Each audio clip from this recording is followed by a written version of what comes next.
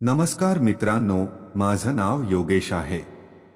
मी दिसायला हंडसम व स्मार्ट आहे आणि शरीराने दंतपुष्ट आहे। मला पाहता क्षणी कोणतीही महिला माझ्या प्रेमात पडेल असा मी होतो। माझं वय 28 वर्ष होतं आणि माझ्या लग्नाला 2 वर्ष झाली होती। आम्हा नवरा बायकोला इथे नाशिक शहरात येऊन नुकतेच 6 महिने झाले होते। या नवीन बंगल्यात राहायला आलो होतो। तो बंगला 5 मजली होता आणि आम्ही 3ऱ्या मजल्यावर भाड्याने राहत होतो। तिथे आमच्या शेजारी आणखी एक परिवार राहत होता। सुरुवातीला आमची त्यांच्याशी थोडीफार ओळख झाली होती। ते नवरा बायको आणि त्यांचा 18 ते 19 वर्षांचा मुलगा असे तिघेजण तिथे आनंदाने राहत होते। त्या नवरा बायकोचा स्वभाव खूपच प्रेमळ होता। त्यामुळे आम्हाला तिथे घरच्यांसारखं वाटू लागलं। पण जसे जसे दिवस जात होते तसं तसं आमचं बोलणं वाढत गेलं। 3ऱ्या मजल्यावर ते काका मावशी आणि आम्हीच राहत होतो। त्यामुळे मावशी अधूनमधून आमच्या घरी येत होती। तिच्या येण्याने घरातील वातावरण आनंदाचं व्हायचं। ती मावशी खूप मोकळ्या स्वभावाची होती। तिच्यासोबत गप्पा मारताना वेळ कसा जायचा कळतच नव्हता। मावशी जेव्हा आमच्या घरी यायची तेव्हा माझ्या बायकोला घरकामात मदत करायची आणि माझ्याशी खूप प्रेमाने बोलायची। मावशीच्या अशा वागण्याने आमचं नातं हळूहळू अधिकच घट्ट होत गेलं। काका नेहमी कामासाठी बाहेरगावी असायचे आणि त्यांचा मुलगा इंजिनिअरिंग करण्यासाठी पुणे शहरात राहत होता। त्यामुळे मावशीला तिच्या घरी एकटं वाटायचं, म्हणून ती आमच्या घरी वेळ घालवायची। मलाही मावशी आल्यावर आनंद मिळायचा, कारण माझं आणि मावशीचं खूप फ्रेंडली नातं झालं होतं। मी हळूहळू मावशीकडे आकर्षित होऊ लागलो होतो, कारण मावशी दिसायला खूपच सुंदर आणि भरदार शरीराची होती। मावशी आता आमच्या नवराबायकोसोबत एकदम मनमोकळेपणाने बोलत होती आणि ती तिच्या वैयक्तिक गोष्टी सुद्धा आमच्यासोबत शेअर करत होती। आम्हालाही तिच्यासोबत गप्पा मारायला आनंद येत होता। आम्ही एकदम मनसोक्त गप्पा मारत होतो। माझं काकांसोबतही चांगलं जमत होतं।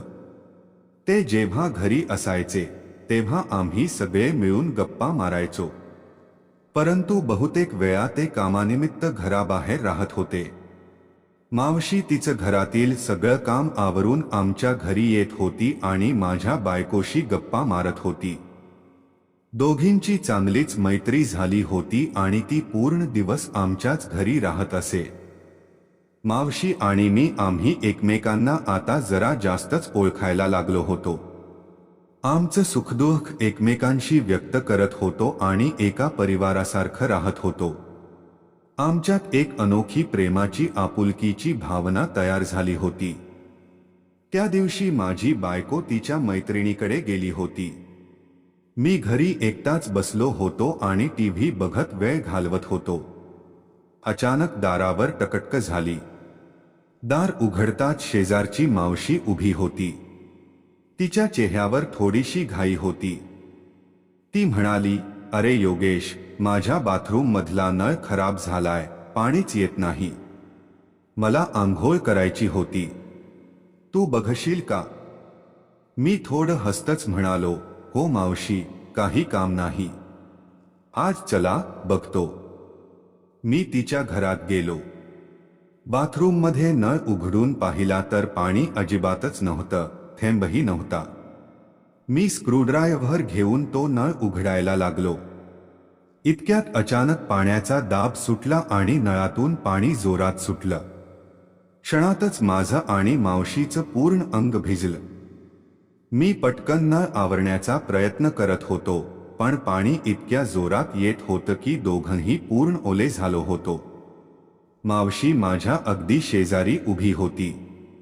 तिची साडी आणि ब्लाऊज सगळं शरीराला घट्ट चिकटलं होतं। तिच्या अंगाची ओलसर ऊब मला जाणवू लागली। मी चकित होऊन तिच्याकडे पाहिलं। मावशी त्या क्षणी एकदम वेगळीच दिसत होती।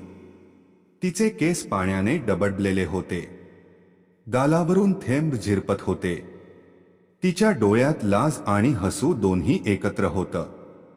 ती हलक्या आवाजात म्हणाली, अरे बापरे, आपण दोघं भिजलोच पूर्ण. आता काय करू? मी नकळत तिच्याकडे सरकलो. तिच्या गालावरचा एक पाण्याचा थेंब मी हाताने पुसला. मावशी क्षणभर माझ्याकडे एकटक पाहतच राहिली. माझ्या स्पर्शाने तिचा श्वास जड झाला. मावशी, तुम्ही खूप सुंदर दिसता, मी हळू आवाजात म्हणालो. ती डोळे खाली घालत ओल्या केसांमधून पाणी ठिपत होती. तिच्या त्या लाघवी हालचालींनी माझं भान हरवलं. मी पुढे होऊन तिचे दोन्ही हात हातात घेतले. मावशी हळूच कुजबुजली, योगेश, असं वाटतं की मी पुन्हा तरुण झाले. त्या क्षणी सगळं थांबलं. मी तिच्या डोळ्यात पाहत होतो आणि ती माझ्याकडे खेचली जात होती. आम्ही इतके जवळ आलो की माझ्या श्वासाचा उष्ण स्पर्श तिला जाणवला. तिचं ओलसर रूप, तिचा सुगंध आणि तिच्या डोळ्यातली अपार ममता सगळंच मला भुरळ घालत होतं. हळूहळू मी तिला माझ्या मिठीत घेतलं. तिचं अंग ओलं असल्यामुळे तिच्या अंगाची उब मला थेट हृदयापर्यंत जाणवत होती. ती माझ्या छातीवर डोकं ठेवून शांत उभी राहिली. तिचे थरथरणारे हात माझ्या पाठीवरून सरकत होते. तितक्यात अचानक मावशी माझ्या मिठीतून हलकेच बाजूला झाली. तिच्या डोळ्यात अजूनही ओलसर भाव होता. ती थोड्या घाईगडबडीत पण हळुवार आवाजात म्हणाली, योगेश, हे बरोबर नाही रे, आपण असं करू नये. मी तिच्याकडे थोडा अवाक होऊन पाहिलं. माझ्या मिठीतून सुटतानाही तिचे हात थरथरत होते. तिच्या चेहऱ्यावर अपराधीपणा आणि मनातली तडफड स्पष्ट दिसत होती. मी शांतपणे म्हणालो, मावशी, मी तुमच्या डोळ्यातला एकटेपणा पाहिला आहे. तुम्ही म्हणता ते बरोबर नाही असं असू शकेल, पण माझ्या मनातलं प्रेम चुकीचं कसं असेल? मावशी काही क्षण शांत राहिली. तिचे डोळे पाणावले. ती ओल्या केसांवरून हात फिरवत म्हणाली, योगेश, मी सुद्धा माणूस आहे. माझ्या मनालाही भावना आहे. पण आपण एक मर्यादा पाळली नाही तर आपलं नातं चुकीचं ठरेल. आणि मला ते नको आहे. तिच्या या शब्दांनी माझ्या मनात एक आदराची लाट उसळली. मी तिच्या जवळ जाऊन अगदी हळू आवाजात म्हणालो, मावशी, मी तुम्हाला त्रास देणार नाही. तुमचा सन्मान माझ्यासाठी सर्वात महत्त्वाचा आहे. पण एक गोष्ट लक्षात ठेवा, तुम्ही कितीही एकटं वाटत असाल तरी मी सदैव तुमच्या सोबत आहे. माझे शब्द ऐकून मावशीच्या चेहऱ्यावर हळूवार स्मित उमटलं. ती पुन्हा एकदा माझ्या डोळ्यात पाहत म्हणाली, तुझ्या या शब्दांनीच मला जगायची ताकद मिळते, योगेश. मी तिच्या गालावर हलकासा स्पर्श केला. त्या स्पर्शात कोणताही मोह नव्हता, फक्त एक नात्याची उब होती. आणि मावशी हळूच माझ्या डोक्यावर हात ठेवून आशीर्वादासारखी उब देऊन निघून गेली. काही दिवसांनी संध्याकाळी मी गॅलरीत उभा होतो. अचानक खाली जिन्यावरून अरे योगेश, असा मावशीचा घाबरलेला आवाज आला. मी धावत खाली गेलो तर मावशी पायावर बसलेली दिसली. तिचा पाय पायावर वाकडा पडला होता. ती वेदनेने कुरकुरत होती. पाय घसरला, चालवत नाही रे, ती डोळ्यात अश्रू आणून म्हणाली. मी तिला हळूच उचलून उभं केलं आणि खांद्याला आधार देत तिच्या खोलीत घेऊन गेलो. ती चालू शकत नव्हती, त्यामुळे जवळजवळ मी तिला अर्धवट उचलून तिच्या पलंगावर बसवलं. तिच्या पायाचा घोटा थोडा सुजलेला दिसत होता. मी काळजीपूर्वक विचारलं, मावशी, बाम आहे का घरी? ती हलकीच मान डोलावत म्हणाली, हो, ड्रेसिंग टेबलच्या ड्रॉवरमध्ये आहे. मी बाम आणला आणि तिच्या पायापाशी बसलो. ती वेदनेने श्वास घेत होती. मी हळूवार तिच्या पायाला स्पर्श केला तर मावशीने तिची साडी हलकीशी गुडघ्यापर्यंत वर केली, जेणेकरून मला नीट बाम लावता येईल. क्षणातच माझ्या डोळ्यासमोर तिचे ते गोरे, पाण्यासारखे गुळगुळीत पाय आले. ते दृश्य पाहून मी थक्क झालो. तिच्या अंगावर अजूनही एक हलका सुगंध दरवळत होता आणि तिच्या श्वासांचा वेग मला स्पष्ट जाणवत होता. मी बाम घेऊन तिच्या पायावर हलक्या हाताने चोळू लागलो. ती अधूनमधून वेदनेने डोळे मिटत होती, पण माझा स्पर्श तिच्यासाठी जणू वेगळाच दिलासा देत होता. योगेश, जरा हळू. आहा, ती नकळत कुजबुजली. मी अजून अधिक काळजीपूर्वक तिच्या टाचेत आणि घोट्यात बाम लावत होतो. तिच्या पायांच्या उष्णतेने माझ्या हातात एक वेगळीच ऊब उतरली होती. क्षणभरातच माझं भान हरपलं. मी तिच्या पायांकडे पाहत राहिलो. मावशीने माझ्याकडे नजर टाकली. तिच्या डोळ्यात लाज आणि एक अनामी ओढ दिसत होती. माझ्या नजरेला नजर देत ती हलक्या आवाजात म्हणाली, योगेश, तुला माहिती आहे का? इतका काळजीपूर्वक माझा पाय कधी कोणी धरलाच नाही. त्या शब्दांनी माझं मन अधिकच भारावलं. मी हळूवार तिच्या गुडघ्यापर्यंत हात फिरवत म्हणालो, मावशी, तुमचं दुखणं हे माझं दुखणं आहे. आता तुम्ही एकट्या नाही. ती काहीच बोलली नाही. फक्त माझ्या केसांवरून हळूहळू हात फिरवला. तिच्या त्या स्पर्शात माया होती, पण त्यासोबत एक न बोलता आलेलं प्रेमही होतं. काही दिवस असेच निघून गेले. मी आता रोज घरात लॅपटॉपवर ऑनलाईन काम करत होतो, त्यामुळे नेहमी घरीच असायचो. पण माझ्या डोळ्यासमोर ते बाथरूममधले क्षण अजून गेले नव्हते. त्यामुळे मी आता हळूहळू मावशीला स्पर्श करण्याचा प्रयत्न करत होतो. मावशीही माझ्याकडे आकर्षित होऊ लागली होती. कारण काका नेहमी बाहेरच असायचे, त्यामुळे मावशीला हवं असलेलं सुख मिळत नव्हतं. म्हणून मावशी त्यांच्यावर नाराज असायची आणि मला म्हणायची, तुझी बायको खूप नशिबाची आहे, कारण तिला तुझ्यासारखा प्रेम करणारा नवरा मिळाला आहे. मावशीच ते बोलणं मला खूप आवडत होतं. तिच्या त्या शब्दात एक प्रकारची प्रशंसा आणि अपेक्षा लपलेली होती. काही दिवस असेच निघून गेले आणि एके दिवशी आम्ही बाहेर जेवण करायला जायचं ठरवलं. यावेळी काकाही आमच्या सोबत येणार होते, त्यामुळे मावशी खूप आनंदी दिसत होती. आणि तिच्या चेहऱ्यावर एक प्रकारची उत्सुकता जाणवत होती. आम्हालाही त्या दोघांना सोबत घेऊन जायला खूप बरं वाटलं होतं. पण अचानक मावशीला काकांचा फोन आला आणि त्यांनी सांगितलं की त्यांना काही महत्त्वाचं काम आहे, त्यामुळे यायला उशीर होईल. असं म्हणून त्यांनी आम्हाला बाहेर जाऊन येण्यास सांगितलं. त्यांचा फोन ठेवल्यावर मावशी उदास झाली. मावशीला खूप वाईट वाटलं, हे तिच्या चेहऱ्यावरून स्पष्ट दिसत होतं. मी तिच्या चेहऱ्याकडे बघून तिला काळजीने विचारलं, काही अडचण आहे का मावशी? ती हलक्या आवाजात म्हणाली, काका येणार नाहीत. तिचं बोलणं ऐकून मलाही थोडं वाईट वाटलं. मी तिला समजवण्याचा प्रयत्न करत म्हणालो, काही हरकत नाही. आपण उद्या जाऊ. काकाही फ्री राहतील. ती हळू आवाजात म्हणाली, नाही. आज तुमचा जेवणाचा प्लान आहे, तर आपण आजच जाऊया. मी म्हणालो, ठीक आहे. मग आम्ही बाहेर जाण्यासाठी निघालो. आम्ही एका मोठ्या हॉटेलमध्ये जाऊन बसलो. परंतु मावशीच्या चेहऱ्यावरची उदासी अजूनही पूर्णपणे गेलेली नव्हती. मग आम्ही तिघांनी मिळून जेवण केलं आणि थोडा वेळ गप्पा मारत बसलो. तितक्यात माझ्या बायकोला फोन आला आणि ती फोन उचलून बोलण्यासाठी बाजूला गेली. तेव्हा अचानक मावशी माझ्याकडे बघून हळू आवाजात म्हणाली, तू खूप समजूतदार आहेस आणि तुझा स्वभाव मला खूपच आवडतो. तिच्या त्या बोलण्यावर मी थोडा शांत झालो. आणि त्यानंतर हिम्मत करून तिला म्हणालो, मावशी, तुम्ही खूप सुंदर दिसता आणि मला खूप आवडता. पण आजपर्यंत म्हणायची हिम्मतच झाली नाही.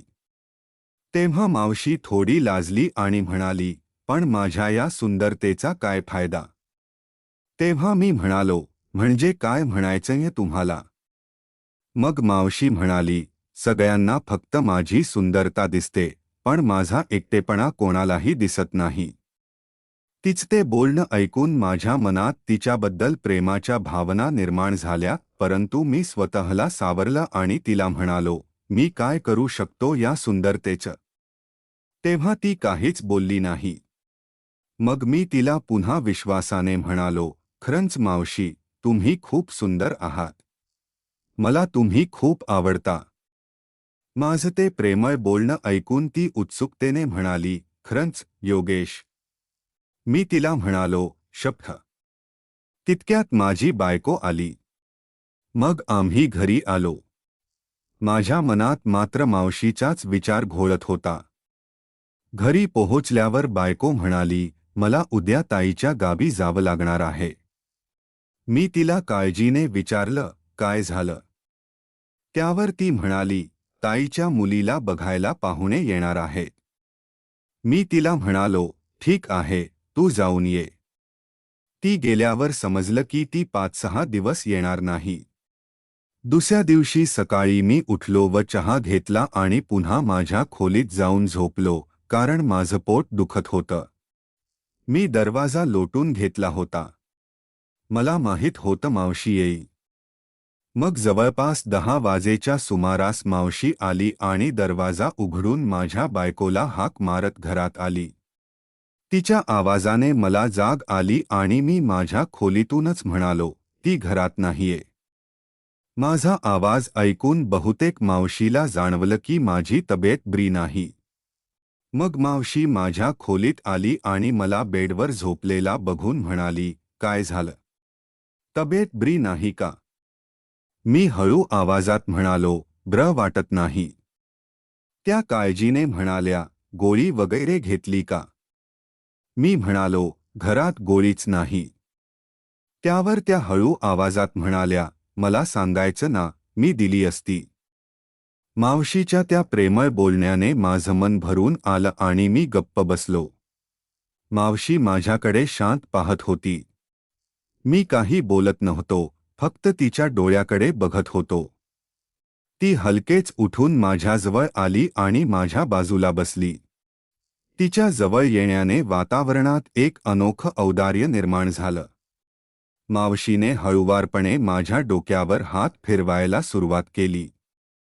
तिच्या हाताचा तो स्पर्श इतका मायेचा, इतका दिलासा देणारा होता की माझ्या मनातली सगळी घालमेल एका क्षणात शांत झाली. तिच्या स्पर्शातून जणू काही बोललेले शब्द माझ्या मनात उतरत होते. मी तिच्या डोळ्यात पाहिलं. तिथे माझ्याबद्दलची खरी काळजी, आपुलकी आणि सांगता येणारे भाव उमटलेले होते. त्या काळजीमुळे माझं मन भारावून गेलं. माझ्या आत खोलीत कुठेतरी एक ओढ निर्माण झाली, जी मला तिच्या जवळ खेचत होती. क्षणभर माझ्या मनात आलं, आता लगेच उठून तिला मिठीत घ्यावं, तिच्या जवळ आपल्या भावना उघडपणे सांगाव्यात.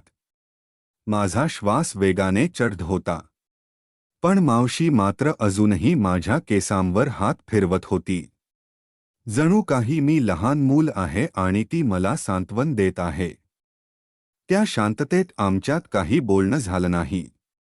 पण त्या नजरा, तो स्पर्श सगळं खूप काही बोलून गेलं होतं. माझ्या मनाने तिला धरून ठेवावं अशी विनवणी केली. पण ती अचानक हलकीच उठली. तिच्या चेहऱ्यावर हलकं स्मित होतं. माझ्याकडे पाहत ती म्हणाली, आता मी निघते. काळजी घे स्वतःची. मी तिला थांबवण्याचा प्रयत्न करणार होतो, इतक्यात ती हळूहळू दरवाजाकडे वळली. तिची साडी हलकी हलकी होती आणि त्या क्षणाला जणू वेळ थांबला होता. मी तिच्या मागे निशब्द नजर लावून पाहत राहिलो. माझं मन मात्र अजूनही तिच्याच मिठीत कैद झालं होतं. मावशी उठून गेली, पण तिच्या पावलांचा मंद आवाज माझ्या कानात बराच वेळ घुमत राहिला. दरवाजा हलक्या आवाजात बंद झाला आणि खोलीत अचानक एक शांत पोकळी पसरली. पण ती रिकामी शांतता नव्हती. जणू तिच्या स्पर्शाचं औदार्य, तिच्या डोळ्यात दिसलेली माया आणि तिच्या ओठावर उमटलेलं हलकं स्मित अजूनही हवेत विराजमान होतं. मी खुर्चीत बसून डोळे मिटले आणि मनात परत परत तो क्षण उभा राहिला. तिचा हात माझ्या केसातून फिरत होता, तिच्या नजरेत काळजी चमकत होती आणि माझं मन तिला मिठीत घेण्यासाठी तडफडत होतं. मनात विचार आला का मला तिच्याबद्दल असं वेगळं वाटू लागलं आहे. ती फक्त शेजारची मावशी आहे, पण तरीसुद्धा तिचा स्पर्श माझ्या मनाला इतका का भेटला. ती घरात गेली, पण तिचा चेहरा शांत नव्हता. तिने हळूहळू दार बंद केलं आणि जणू थकलेल्या मनाने पलंगावर बसली. तिचे हात अजूनही थोडे थरथरत होते. स्वतःशी पुटपुटली, काय केलं मी. त्याच्या डोक्यावर हात फिरवताना मला किती जवळीक जाणवली. मी एवढी का गुंतले. तिने आरशात स्वतःकडे पाहिलं. तिच्या डोळ्यात थोडी चमक, थोडी अपराधी भावना आणि सगळ्यात जास्त एक नवीन ओढ होती. मावशीचं मन भूतकाळाकडे सरकलं. लग्नानंतरच्या दिवसांची आठवण आली, जेव्हा तिला कोणीतरी तिच्या डोक्यावर तसंच प्रेमाने हात फिरवायचं. कित्येक वर्ष झाली होती तिला असा स्पर्श जाणवू. ती आठवण आणि आजचा क्षण जुळून तिच्या मनाला अस्वस्थ करून गेला. ती माझ्याकडे इतक्या आपुलकीने बघत होती. त्याच्या डोळ्यात काहीतरी होतं, मला ते जाणवत होतं. पण मी स्वतःला थांबवलं नाही तर मी त्या मिठीत घेतलं असतं. तिच्या ओठावर हलकं स्मित आलं, पण लगेच ती विचारात हरवली. मी काय विचार करते आहे. मी त्याच्यापेक्षा वयाने खूप मोठी. समाज काय म्हणेल. पण माझं मन मानत नाही. तो माझ्याबद्दल किती प्रामाणिक आहे, किती आदराने पाहतो. ती खिडकीपाशी उभी राहिली. बाहेर मंद वारा वाहत होता. चांदण्यांच्या प्रकाशात तिचा चेहरा अधिकच भावुक दिसत होता. ती नुसतीच आकाशाकडे पाहत राहिली आणि तिच्या डोळ्यात नकळत थोडी ओल आली. मी सुद्धा पलंगावर लोळत होतो, पण डोळ्यात झोप काही आलीच नव्हती. फक्त विचार मनात घोळत होता. मावशी माझ्याशी इतक्या मायेने वागली. तिच्या स्पर्शाने माझं मन वेडका झालं. ती फक्त शेजारी नाही, ती माझ्या आयुष्यातील काहीतरी वेगळं स्थान बनवून बसली. मी स्वतःशी पुटपुटत बसलो, आज जर ती थोडा वेळ अजून थांबली असती तर नक्कीच माझ्या भावना तिच्यासमोर मांडल्या असत्या. पण त्या रात्री दोघंही वेगवेगळ्या घरात असूनही मनाने मात्र एकमेकांच्या खूप जवळ होते. तिच्या हाताचा स्पर्श माझ्या मनावर कोरला गेला होता आणि माझ्या नजरेतील आपुलकी तिच्या हृदयात घोळत राहिली होती. दुसऱ्या दिवशी सकाळ झाली. रात्रभर झोप आली नव्हती. माझ्या मनात सत्त मावशींच्या हाताचा स्पर्श, तिची नजर, तिचा निघताना दिसलेला हलकसा स्मित फिरत होतं. पहाटेच उठलो, पण मन मात्र अजूनही बेचैन होतं. खिडकीतून बाहेर पाहिलं तर रात्रभर पावसाची सर पडून गेलेली होती. झाडांच्या पानांवर अजूनही थेंब चमकत होते. अचानक माझ्या दारावर टकटक झाली. मी दार उघडलं तर मावशी उभी होती. साधीशी फिकट निळ्या रंगाची साडी नेसली होती. केस मोकळे ठेवले होते आणि चेहऱ्यावर एक वेगळी शांतता होती. तिच्या डोळ्यात थोडासा संकोच होता, पण तिच्या हातातला टिफिन बॉक्स पाहून मला नेहमीची आपुलकी जाणवली.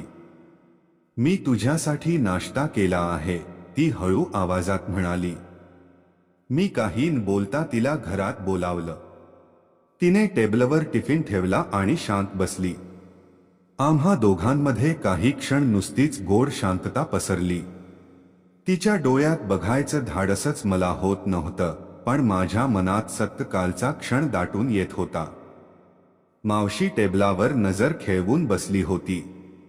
तिच्या डोक्यात मात्र विचारांचा भडीमार सुरू होता. काल मी का त्याच्या डोक्यावर हात फिरवला, का त्याच्या जवळ बसले, तो क्षण मी विसरू शकत नाही. पण आज त्याच्या डोळ्यात पुन्हा तीच ओढ दिसली तर मी स्वतःला सावरू शकेन का. तिचं हृदय जोरात धडधडत होतं. बाहेरून शांत दिसत होतं, पण आतून तितकीच अस्वस्थता होती. मी थोडा धीर करून म्हणालो, मावशी, काल रात्री तुम्ही माझ्याजवळ बसलात तेव्हा मला खूप बरं वाटलं. मला असं वाटलं की कोणीतरी माझी खरी काळजी घेतोय. मी इतकं बोललो तरी माझ्या आवाजात थोडा संकोच स्पष्ट जाणवत होता. मावशीने माझ्याकडे एक क्षण पाहिलं आणि तिच्या डोळ्यात भावनांची लहर दाटून आली. ती काही बोलणार होती, पण शब्द घशातच अडकले. तिने फक्त हलकी मान हलवून मला माहिती आहे असं डोळ्याने सांगितलं. त्या क्षणाला वेळ जणू थांबला. खोलीतला सगळा गोंधळ, बाहेरची आवाज, पक्ष्यांचा किलबिलाट सगळं मागे पडलं होतं. फक्त आम्ही दोघे आणि आमच्या नजरा. मी टेबलावर ठेवलेला माझा हात थोडा पुढे केला. तिची बोट टेबलावर होती आणि नकळत माझी बोट तिच्या बोटांना स्पर्शून गेली. तो स्पर्श अगदी हलका होता, पण त्या हलक्या स्पर्शाने दोघांच्याही मनातल्या भावना जाग्या झाल्या. मावशीने घाईघाईने हात मागे घेतला, पण तिच्या डोळ्यात न लपवता येणारी चमक होती. तिला वाटलं, मी असं काय करते आहे? मी त्याच्यापासून दूर राहायला हवं, पण माझं मन ऐकतच नाही. त्याच्या नजरेत इतका आपलेपण आहे. माझ्या मनाला थांबवणं कठीण होतं. ती उठली आणि म्हणाली, मी निघते आता. टिफिन संपवून ठेव, संध्याकाळी परत घेऊन जाई. मी काही बोललो नाही, फक्त तिच्याकडे नजरेने पाहत राहिलो. काका बाहेर कामाला असल्याने आणि माझी बायको गावी गेले असल्याने तिसऱ्या मजल्यावर आम्ही दोघंच होतो. मग काही वेळाने मावशी माझ्यासाठी गरमागरम जेवण घेऊन आली आणि एक आयुर्वेदिक तेलाची बाटली आणली. ती माझ्याजवळ आली आणि मला जेवण दिलं. मग मी जेवण केलं तेव्हा मला थोडं बरं वाटलं. त्यानंतर मावशी मला म्हणाली, मी तुझ्या पोटाची या तेलाने मालिश करून देते, तुला बरं वाटेल. मग मी बेडवर झोपलो आणि मावशी माझ्याजवळ बसून माझ्या पोटाची हळूहळू मालिश करू लागली. मावशीचा हात माझ्या पोटावर आणि डोक्यावर हलकाच फिरत राहिला आणि त्या स्पर्शाने माझ्या शरीरातून जणू काही हलक्या शहाऱ्यांची लहर पसरली. माझ्या मनात एक अनोळखी उब आली आणि त्या उबेला सामोरे जाण्यासाठी मी स्वतःला शांत करण्याचा प्रयत्न करत होतो. परंतु जितका वेळ तिने हात लावला तितकीच माझी तिच्या जवळ राहण्याची इच्छा वाढत गेली. मावशीच्या डोळ्यात मी पाहिलं काळजी, ममता आणि कोप्यात ओढ मिसळून जणू माझ्यासाठी तिच्या डोळ्यात चमक होती. तिच्या प्रत्येक हालचालीत एक प्रेमळ माया होती आणि ती मला हळूहळू आपल्याजवळ खेचत होती. तिचा स्पर्श इतका मऊ आणि मधुर होता की माझ्या मनातल्या प्रत्येक चिंता विसरून जायला लागलो. ती माझ्या पाठीकडे आणि पोटाकडे हात फिरवत होती. तिच्या स्पर्शाने मला एक नवीन जग अनुभवायला मिळालं. माझ्या मनात एक हलकासा धडधडण्याचा ठिंगणाचा आवाज उठला. मी स्वतःशी म्हणालो, मावशी इतक्या जवळ, इतक्या मायेने माझं मन कसं सामोर जाई. तिने हळूच माझ्याकडे पाहिलं आणि म्हणाली, तुझी बायको 4-5 दिवस नाहीये ना? तिच्या डोळ्यात उत्सुकतेची चमक होती आणि त्या चमकीमुळे माझं मन अजून धडधडू लागलं. मी काही बोललो नाही, फक्त तिच्या नजरेत हरवलो. मावशीने हळूच माझ्या खांद्याला हात धरून हलकीशी मालिश सुरू केली. त्या प्रत्येक स्पर्शात जणू काही शब्द नसतानाही संवाद चालू होता. ती मला सांभाळत होती आणि मी तिला जाणवत होतो. माझ्या मनातली बेचैनी आणि काळजी हळूहळू तिच्या स्पर्शाने वितळत गेली. क्षणभर आम्ही फक्त एकमेकांकडे पाहत राहिलो. तिच्या डोळ्यातून मला समजत होतं की तिच्या मनात माझ्याबद्दल कितीतरी वेगळं उमटलेलं आहे. ती गुप्त भावना जी तिच्या शब्दात नाही, पण स्पर्शात आणि नजरेत प्रकट होत होती. तिने हलकीच मिठी मारली आणि त्या मिठीतून मला एक वेगळाच आनंद आणि सुरक्षा जाणवली. मी नकळत तिच्या जवळ जाऊन हात हळूच तिच्या पाठीकडे ठेवला. त्या क्षणाने वेळ थांबला होता. तिने हळू आवाजात सांगितलं, हे बरोबर नाही, पण आता मी स्वतःला रोखू शकत नाही. तिच्या आवाजातील गोडवा, तिच्या डोळ्यांची माया आणि तिच्या स्पर्शाची ऊब सगळं एकत्र होऊन माझ्या मनाला जणू एक सुखद स्वप्नात टाकलं होतं. आमच्या मनात अनेक विचार सुरू होऊन गेले. पण आम्ही त्यांना बोलण्याऐवजी हळूहळू एकमेकांच्या जवळ येत राहिलो. प्रत्येक श्वास, प्रत्येक स्पर्श हळूहळू आमच्या भावना व्यक्त करत होता. आम्ही अजून काही बोललो नव्हतो, पण त्या दीर्घ क्षणात आमचं मन आपसात संवाद साधत होतं. मावशीने मला थोडं जवळ खेचलं आणि तिने तिच्या मिठीत स्वतःला हरवून टाकलं. तिच्या कुशीत डोकं ठेवताना मला जणू संपूर्ण विश्व थांबून फक्त हा क्षण आमच्यासाठी उभा राहिल्यासारखं वाटलं. तिच्या श्वासात आणि स्पर्शात अशी ऊब होती की मला जगात काहीही हवं नव्हतं, फक्त ती आणि मी. तिने हळूच माझ्या कानाजवळ आपला आवाज आणला, हे बरोबर नाही, पण मी तुला असं जवळ पाहून खुश आहे. तिच्या हळूवार आवाजाने माझं मन जणू वितळून गेलं. मी हळूच तिच्या ओठावर माझा हलकासा हात ठेवला आणि तिला फक्त नजरेतून सांगत होतो, मी सुद्धा तुझ्याजवळ राहण्याची इच्छा करत आहे. मावशीने डोळे मिटले आणि हलक्या हसण्यासारखा आवाज दिला. तिच्या मिठीत मी अजून घट्ट झालो. ती हळूहळू माझ्या हातावर आपला हात हलवू लागली.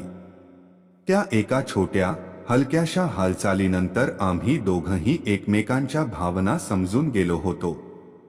कुठल्याही शब्दाशिवाय, फक्त स्पर्श आणि नजरेतून. तिने हळूच माझ्या कानाजवळ येऊन फुटफुटलं, तुझी बायको काही दिवस नाही, तर मी तुला हळूहळू सांभाळते. तिच्या हळूवार आणि गोड शब्दांमुळे माझ्या हृदयात अजून गहिरा आनंद उमटला. मावशीने मला जवळ खेचलं आणि मी तिच्या कुशीत स्वतःला हरवलो. तिचा श्वास माझ्या गळ्याजवळ, तिची अंगाची ऊब माझ्या अंगावर, सगळं इतकं जवळ आणि हळूवार होतं की जणू वेळ थांबून आमच्यासाठीच उभा राहिला होता. मी हळूच तिच्या केसातून हात फिरवला आणि ती हलकीशी हसली. त्या हसण्यात गुप्त आनंद, गोड माया आणि थोडासा संकोच होता. तिने माझ्या कानाजवळ हळू आवाजात फुटफुटलं, तुझी बायको काही दिवस नाही, तर मी तुला हळूहळू सांभाळते. त्या शब्दांमध्ये माया इतकी स्पष्ट होती की माझं मन तिच्या जवळ आणखीन घट्ट जडलं. मी हळूच तिच्या हातावर आपला हात हलवला आणि ती माझ्या हाताला हलक्या बोटांनी स्पर्श करून उत्तर देत होती. क्षणभर आम्ही नुसतेच एकमेकांकडे पाहत राहिलो. माझ्या डोळ्यात तिचं प्रतिबिंब झळकलं आणि तिच्या डोळ्यात माझं. जणू आम्ही दोघे फक्त हळूहळू एकमेकांच्या भावनांमध्ये हरून गेलो होतो. प्रत्येक श्वास, प्रत्येक हलकासा स्पर्श, हे सगळं हळूहळू आमच्या जवळीकीला अधिक गहिरं बनवत होतं. मावशीने मला पुन्हा मिठी मारली आणि मी तिला अजून घट्ट होऊन धरून बसलो. त्या मिठीतून माझ्या हृदयाचा प्रत्येक ताण दूर झाला आणि जणू मी फक्त तिच्या जवळ राहण्याच्या क्षणात पूर्ण हरवलो. तिच्या मिठीत मी स्वतःला सुरक्षित आणि प्रिय वाटत होतो. तिने हळूच माझ्या कानाजवळ हस्त फुटफुटलं, हे बरोबर नाही, पण माझं मन तुला जवळ करतंय. त्या शब्दांमध्ये गोडवा आणि हळूवार ओढी दोन्ही होतं. मी हळूच तिच्या ओठाजवळ आपला हात ठेवला आणि दोघंही नकळत एकमेकांच्या जवळ आणखीन जवळ आलो. त्या रात्री आम्ही फक्त एकमेकांच्या मिठीत आणि स्पर्शात हरवलो. शब्दांची गरज नव्हती, फक्त नजरेतून, श्वासातून आणि हलक्या स्पर्शातून आमचं मन बोलत होतं. त्या हळूवार जवळीकीने आम्हाला एकमेकांच्या अंतरंगात घेऊन गेलं. त्या दिवशी आम्ही दोघंही जाणीवपूर्वक समजून गेलो, काही क्षण इतके गहिरे आणि भावनिक असतात की ते शब्दांत मांडता येत नाही, फक्त अनुभवता येतात. तेव्हा मी मावशीला हळूहळू स्पर्श करत म्हणालो, मावशी, माझी बायको गावी गेल्यापासून मला हवं असलेलं सुख मिळत नाही, आणि ते सुख फक्त तुम्हीच दिलं. तेव्हा मावशीने देखील मला मिठी मारली. मी मावशीला माझ्या मनातलं सर्व काही बोलून दाखवलं. मी थोड्या थरथरत्या आवाजात म्हणालो, मावशी, मला तुम्ही खूप आवडता. खरं सांगायचं तर मी स्वप्नात सुद्धा विचार केला नव्हता की एक दिवस तुम्ही माझ्या मिठीत असाल. माझं बोलणं ऐकून मावशीच्या चेहऱ्यावर आधी हलकासा आश्चर्याचा प्रकाश उमटला. मग हळूहळू तिच्या डोळ्यात गोड हसू आणि औदार्य आनंदाची चमक दिसू लागली. ती काही क्षण निशब्द राहिली, फक्त माझ्या नजरेत बघत होती.